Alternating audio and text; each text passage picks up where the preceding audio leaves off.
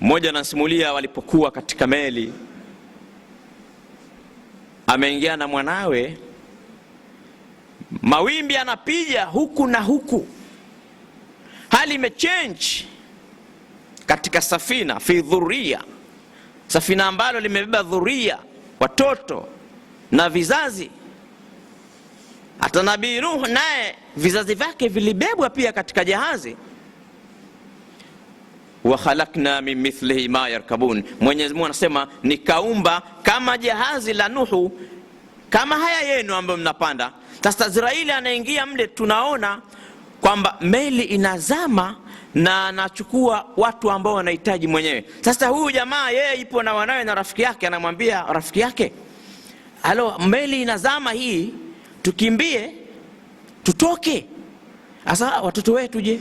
Anasema hapana, nafsi nafsi, kila mmoja nafsi yake. Akasema hapana, mimi sitoki, nitakufa na wanangu. Akasema mimi nawaacha. Kweli akawaacha wanawe, akatoka mbio, anapanda ngazi pale mlangoni, watu wanapatuana, akaforce akaenda zake mpaka juu.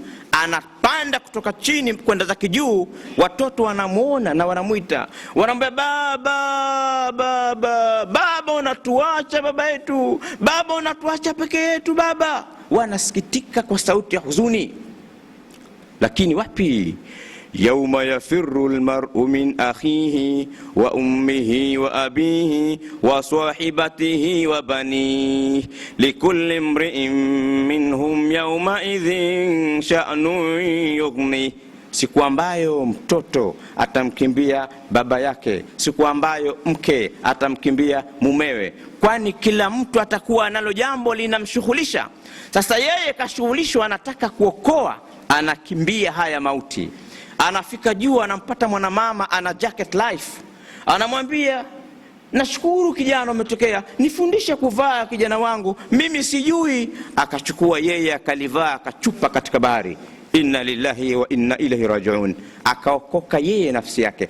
Lakini mpaka leo anapolala, anaota usingizini, watoto wake wanasema baba, baba tuokoe, unatukimbia baba, tusaidie baba yetu. Anaona sasa anahangaika kuomba dua ili ile hali iondoke.